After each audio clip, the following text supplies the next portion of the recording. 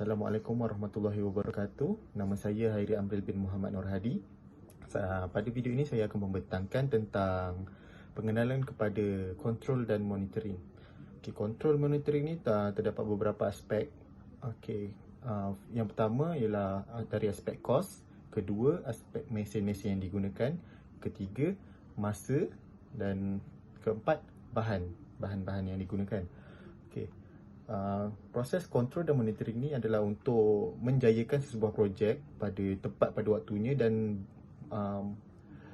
berkualiti dan menghasilkan projek yang berkualiti supaya mendapatkan kepuasan hati pelanggan.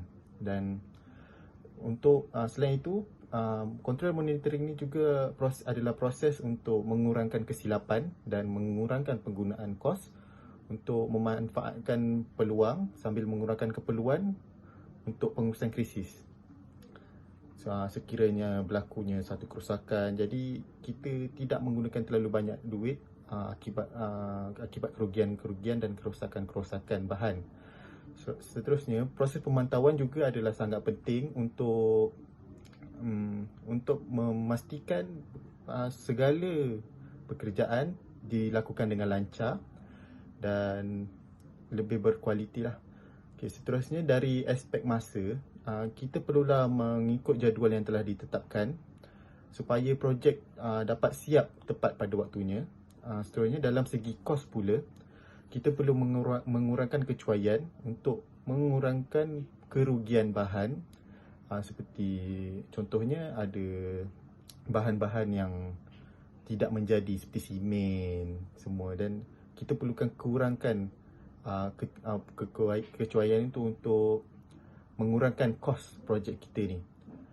Selain itu, mesin yang digunakan juga perlulah bersesuaian dengan situasi kerja supaya tidak berlakunya kerosakan mesin, kerana harga mesin pada waktu ini adalah sangat tinggi. Akhir sekali, kita perlulah mementingkan kualiti dan pada hasil kerja kita supaya kita dapat memuaskan hati pelanggan kita, dan mungkin mereka akan menggunakan khidmat kita sekali lagi pada masa hadapan. Assalamualaikum, nama saya Imam Fawaz bin Gairul Azhari. Hari ini saya nak menunjukkan cara untuk membuat Gantt dengan menggunakan software Microsoft Project. Okey, mula-mula kita nak buat pakai Microsoft Project ni, kita kena klik dekat project. Lepas tu project information, sebab kita nak kena set tarikh permulaan dia project kita buat ni. So kita masuk project dia start 3 hari bulan. Lagi satu, kita set dia untuk start aja, sebab last nanti tu, yang finish nanti dia auto sendiri. Okey. Kemudian kita kena set working schedule dekat change working time tu. Okey, kemudian kita ada kalender dia ni. Warna kelabu ni cuti, warna putih ni hari biasa. Kemudian kita letakkan cuti dulu. Sebelum kita letak Gantt ni, buat Gantt ni, kita kena letak cuti dulu, setkan cuti dia apa semua dulu. So kita pergi bulan 1, kita ada cuti pada 18 bulan, iaitu Thaipusam. So kita tulis Thaipusam. Okey. Lepas tu pada bulan 2, 1 dan 2 hari bulan, cuti Chinese New Year. Kita tulis Chinese New Year. Okey. Lepas tu kita tekan enter. Dia 1 hari bulan, jadi dekat situ pun, dekat sebelah finish tu kita tulis 2 hari bulan lah. Lepas tu pada 1 hari bulan 3, 1 hari bulan 3 kita ada cuti Isra' Mi'raj.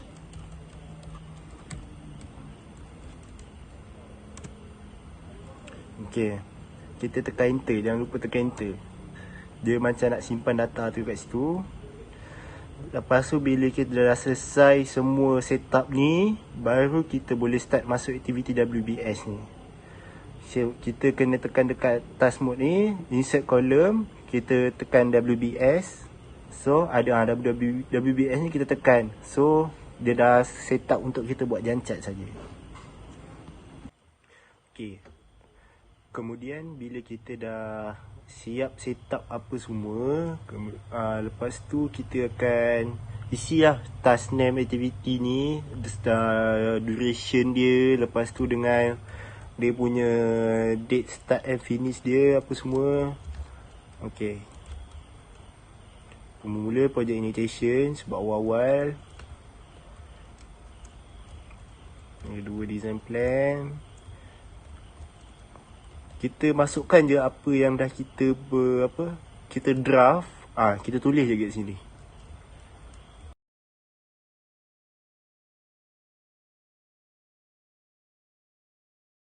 Okey, kemudian kita akan start nak masukkan duration dia semua.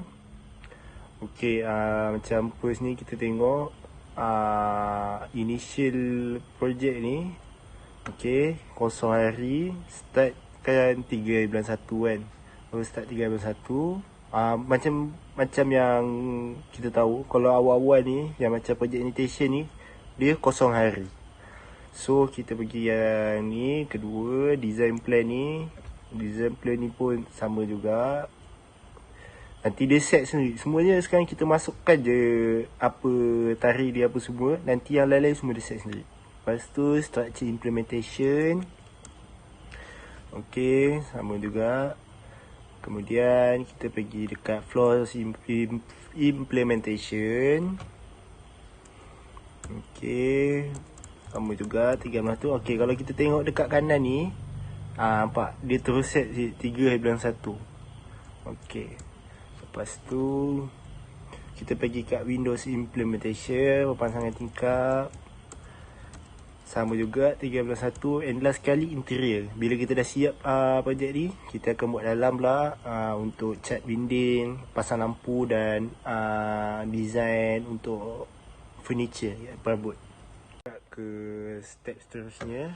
Okey. Macam ni kita pergi dekat dia ada dua, manually schedule dengan sebelah ni auto schedule. So kita pakai style auto schedule. Kita tekan auto schedule, lepas tu okey, nampak dia dah start masukkan. Tapi ni semua nampak sebab 1 hari kan dia jadi sama tau. Okey, duration ni kita nak kena masukkan sendiri. So kita nampak bila kita masukkan 7 hari ni, design approve, nampak dekat bar kanan ni dia tergerak. Satu dia bergerak ikut berapa jangka masa yang kita letak je lah. Okey, lepas tu kita masukkan je semua.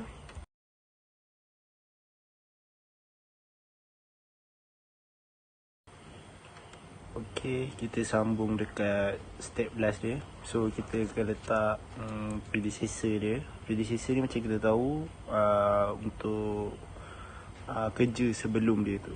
Okey, kita masukkan 4, 5, 7. Okey.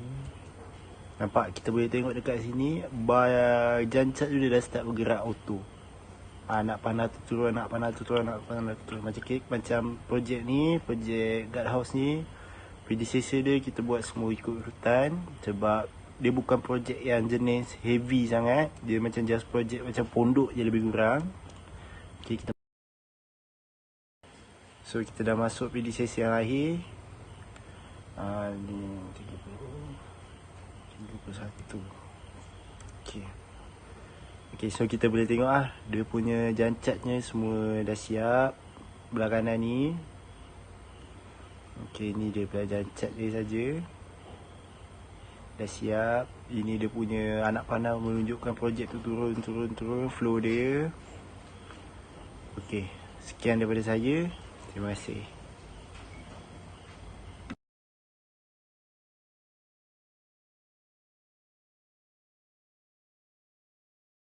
Assalamualaikum, nama saya Muhammad Hafiz bin Muhammad Alim, nombor metrik 08 DPB 19F 2021. saya akan menceritakan tentang kos. Okey. Cara nak masukkan kos. Yang pertama sekali, kita kena pergi dekat atas ni.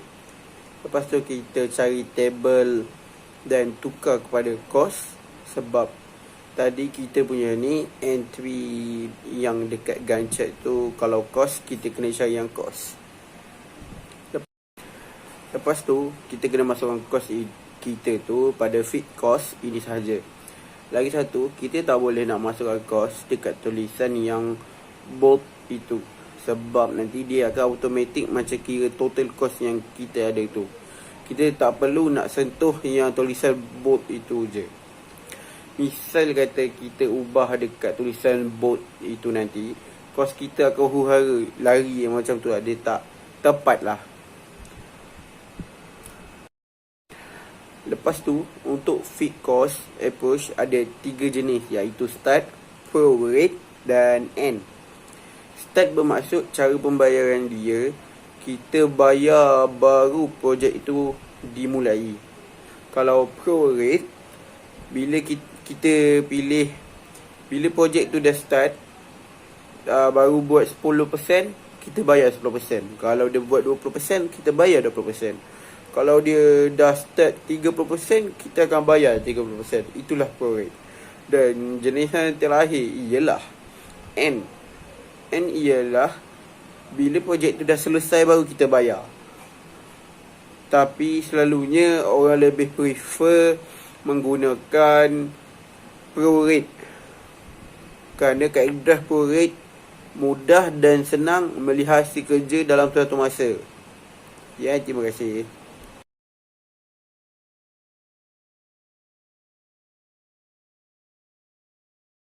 Assalamualaikum, nama saya Fadayu binti Muhammad Syukri. Jadi hari ini saya akan menerangkan cara untuk membuat SK menggunakan Microsoft Project dan juga Excel lah.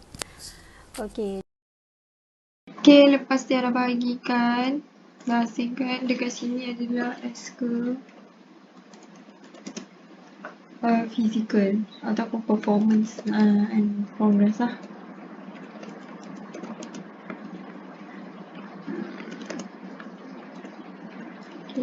Nak yang apa SK yang kita nak buat ni adalah SK dua jenis je, iaitu ke cash flow dan juga physical. Manpower, kalau SK manpower dia ada cara dia yang lain lah. Okay. Kat sini kita tulis SK cash flow. Okay. Di sini kita letak duration. Bawah dia kita letak kumulatif, complete,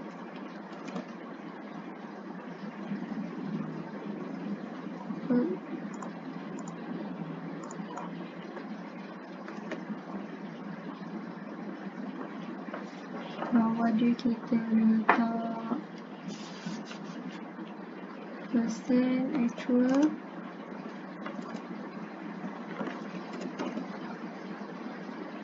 dan bawah dia kita letak kumulatif percent complete, percent actual.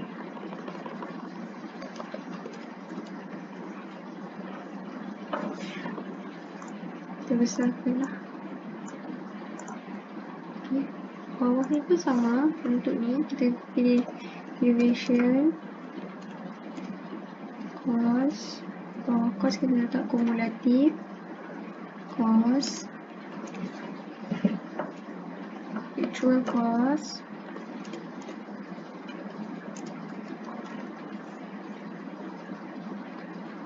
kumulatif dan kumulatif, actual,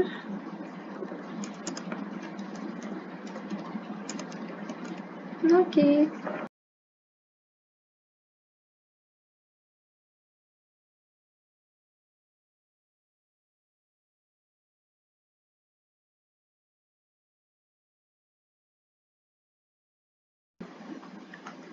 Jadi kat duration ni kita ambil week 1. Tarik je dia akan automatically lah, sebab Excel kan dia ada format dia macam tu. Sama juga macam dekat Excel ni, kita buat benda sama. Okay, memang kita cari yang kita fokus kepada SQL performance dulu, okay. Untuk kumulatif complete ni, kita ambil 8%, okay. Yang week kedua pula, kita perlu tambah yang week pertama punya kumulatif complete dan juga percentage punya complete.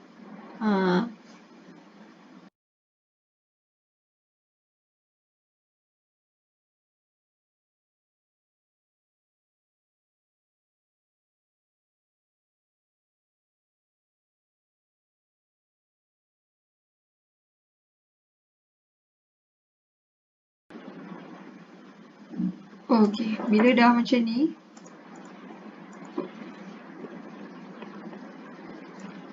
kita tarik je. Okay, dia dah automatic. Okay. Untuk kumulatif cost pun sama. Kita perlu buat macam ni. Tambah ni. Dan sebelah enter.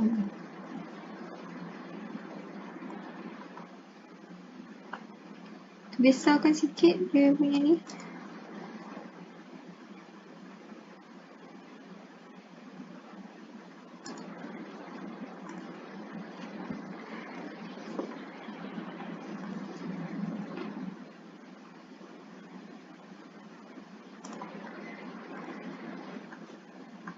Okay, bila dah jumpa kumulatif complete ni, kita masukkan actual complete dia.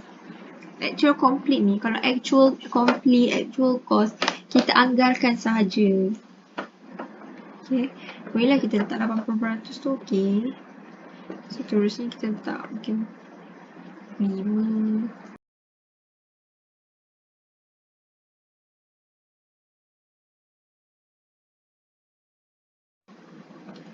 Okay. Untuk cari kumulatif actual sama juga macam kumulatif complete tadi. Kita kena tambah dia dengan atas dan yang sebelah. Okay.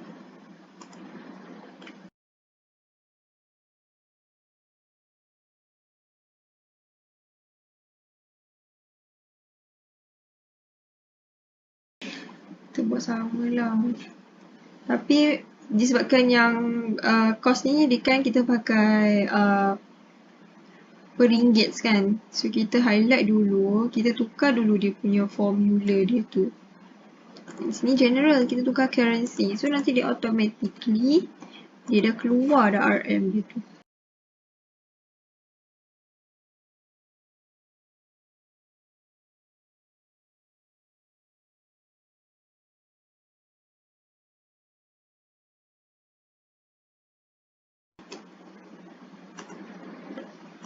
Sama juga kita tambah atas dan kiri.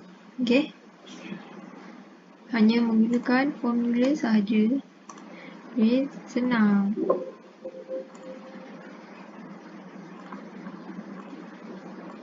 Tarik. Okay. Okay. Jadi kita punya jadual ni dah complete lah. Dah boleh dah buat graf ni. Okay. Apabila kita punya jadual ni dah complete, kita bolehlah masukkan di dalam chart. Okay. Kita pergi kat insert, kita pilih yang macam ni. Scatter nama dia. Scatter with smooth lines and marker. Okay. Okay. Kita double right click, select data and then add. Okay. Series name ni kita mula-mula pilih, kita tulis plant. Yang kita plant. Yang series X ini adalah duration. Kita boleh tarik je kat sini. Week tu, tu dia lah. Tu boleh. Okay. Untuk Y adalah kumulatif. Okay.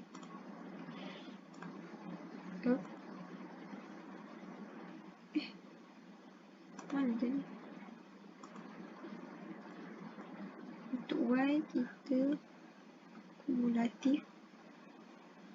kumulatif complete.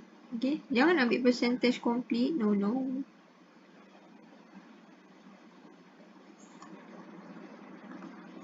Kita tekan OK. Tekan OK lagi. OK. Ini kita punya S-curve. S-curve untuk ni lah.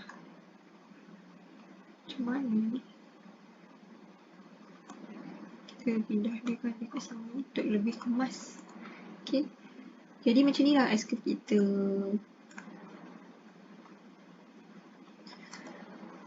Okay. Untuk actual pula, kita tekan balik data, kita add. Kita tulis kat sini. Actual. Ni sama, kita ambil duration. Okay.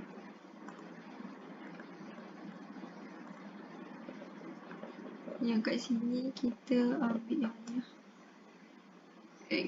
Cumulative actual. Tekan, kita OK. Kita OK lagi, kita tengok. Okay. Yang warna oranye ni adalah actual. Okay, kita pilih sikit. Tak nak lah yang ni. Tak nampak kan? Jadi kita boleh tulis kat sini. Chart. S-curve. S-curve. Performance. And progress. Okay. Yang ini adalah kumulatif. Complete.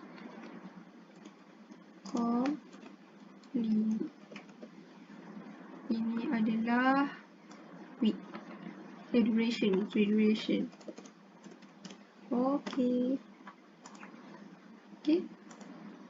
Jadi yang S-curve pertama kita dah jumpa. Sama juga macam S-curve yang pertama. Kita buat lagi untuk kita ni lah buat yang baru. Sebab kita nak buat untuk apa ni pula kan, cash flow, S-curve cash flow. Jadi kita select data, kita add series name sama macam mula-mula tadi, plant, Y, duration. Okay. Ini adalah kumulatif.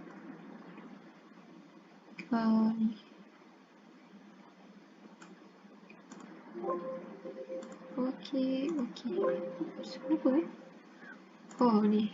Dia tak boleh ada macam ni.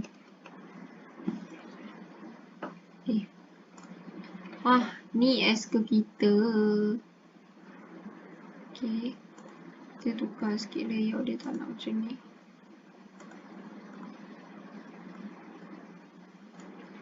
S-curve. Cash flow. Okay, cash flow macam ni lah. Mengejut-mengejut juga dia punya ni. Dia naik turun dia lah. Okay. Jadi kita nak masukkan yang actual. Kita add. Kita tulis kat sini actual. Kita ulang balik proses yang sama. Okay. Sama juga dengan yang ni. Kita ni. Senang je nak buat dia. Okay. Tak adalah rumit kan. Okay. Cash flow kita ni nampak macam ni. Ni. Kumulatif.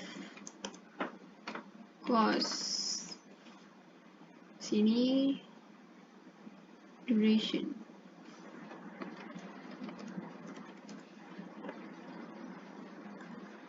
Okay. Macam ni lah rupa dia. S-curve cash flow dan juga S-curve performance and progress.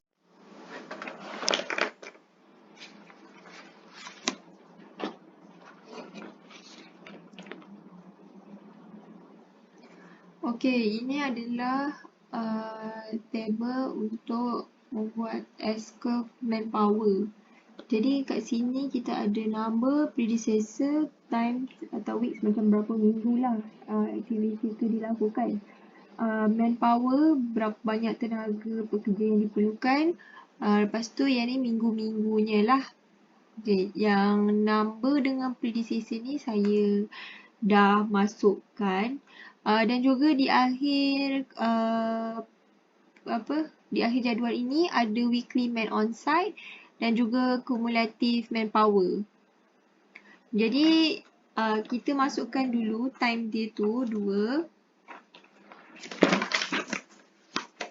Kita tak start daripada nombor 3, 2, 1 disebabkan macam okay, kalau yang 3 ni saya highlightkan dia supaya tidak bercampur.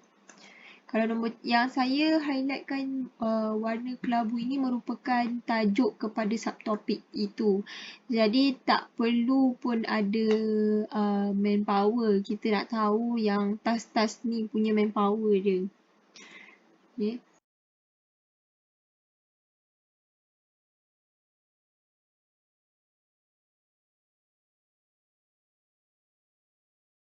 Minggu manpower dia macam ni. Okay, contoh nombor 4 ini, yang pertama lah kita kata, kita highlightkan dia disebabkan dia 2 minggu. Jadi dia 2 lah. Kita highlightkan dia kepada warna orange. Okay. Lepas tu kita tulis 2 dan 2. 2 ni bermakna 3. Silap. 3 ni bermakna 2 lah. 3 lah tenaga pekerja dia tu.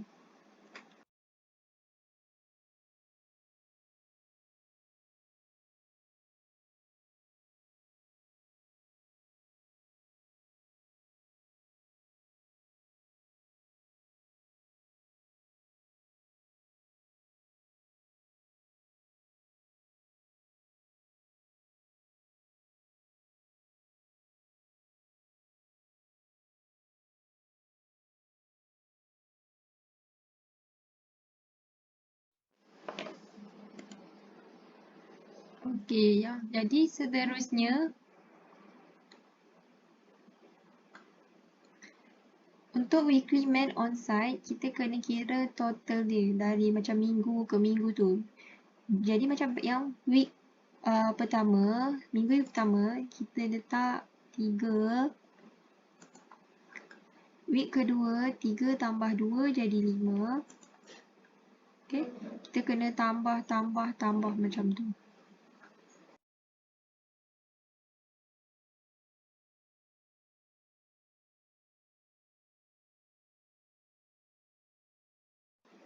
Jadi inilah total mingguan.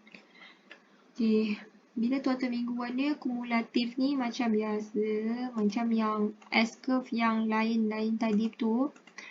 Kita kena tambah atas dan kiri kita. Jadi yang ni 3. Okay. Tambah 3, enter. Kita tarik je. Oh, tak ada lah kan. Kita tarik sampai sini je. Okay. Kita tarik ni. So, dapatlah total. Okay. Bila dah dapat total, kita pilih chart. Kita ambil yang ni. Kita select data. Okay. Series name kita tulis manpower lah. Manpower. Untuk series value X, kita letak week. Y value kita letak kumulatif. Jangan ambil weekly man on site, kita ambil kumulatif.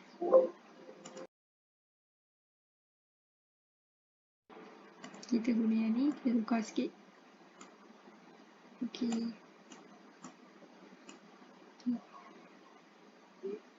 Di sini adalah duration.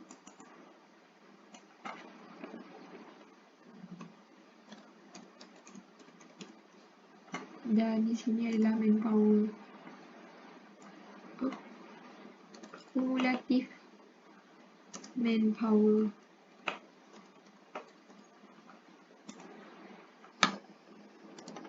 Okay, jadi macam ni je lah nak cara-cara nak mendapatkan SK.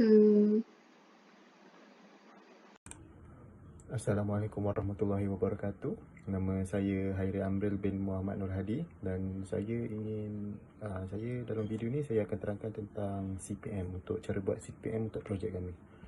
Seperti yang kita tahu, dan di sebelah kotak pertama di sebelah kiri ni menunjukkan early start, dan di sebelah kanan earliest finish. Lepas tu ni late start, late finish, dan sini float.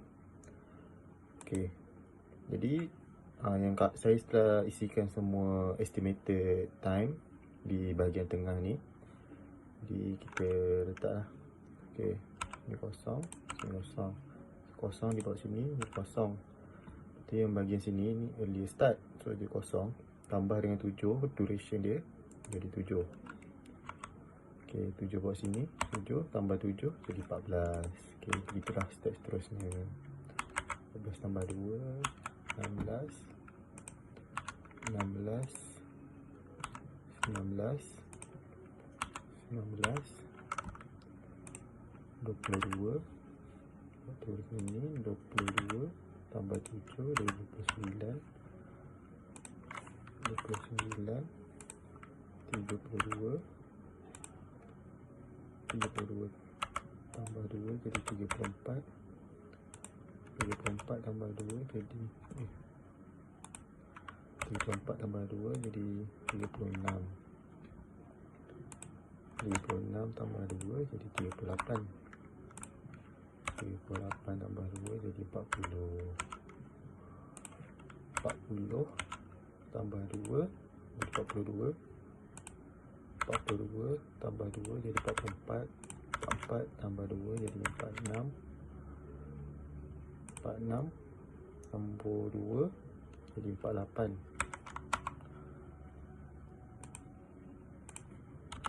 48, terus sini 48 tambah 2 jadi 50,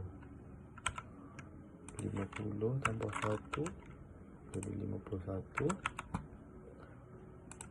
51 tambah 1 jadi 52, 52 tambah 1 jadi 53, 53 tambah 1 jadi 54, 54 tambah 1 jadi 55, 55 tambah 2 jadi 57, 57 tambah 1 58. Okay, projek finish kosong, jadi sini cuma 58, 58.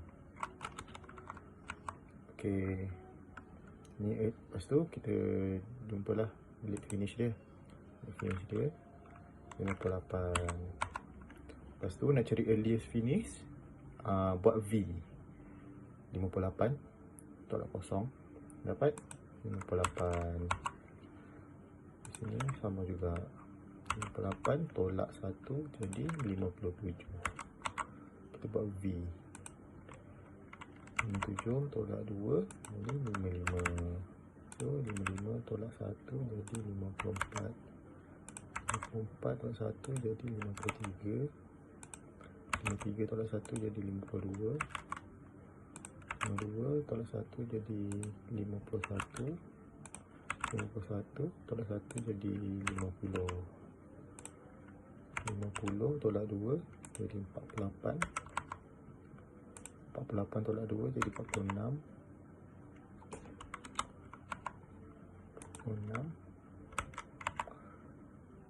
46 tolak 2 jadi 44, 44 tolak 2 jadi 42, 42 tolak 2 jadi 40, 40 tolak 2 jadi 38, 38 tolak 2 jadi 36, 36. Lepas tu 36 tolak 2 jadi 34, 34 tolak 2 jadi 32, 32 tolak 3 jadi 29. 29 tolak 7 jadi 22. 22 tolak 3 jadi 19. 19 tolak 3 jadi 16. 16. Ya. 14. 14 tolak 7 jadi 7.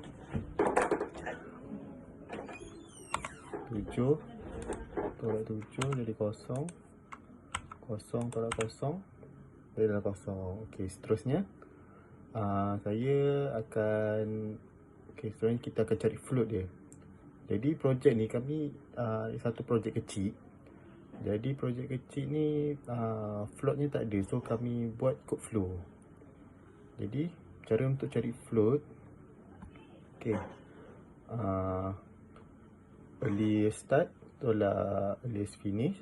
Lepas tu late start tolak late finish. So kat sini 7 tolak 7 kosong. 0 tolak 0 dapat 0. Sini 14 tolak 14 kosong. 7 tolak 7 pun kosong. Jadi kita kena samakan, pastikan kanan dan kiri sama. Late dengan early sama. Kalau jumlah tolaknya lah. Jadi dan selepas saya buat, semua float dapat kosong. Dapat kosong.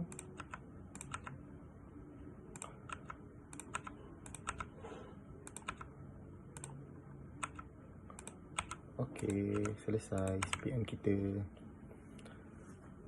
Dapatlah. Sekian, terima kasih.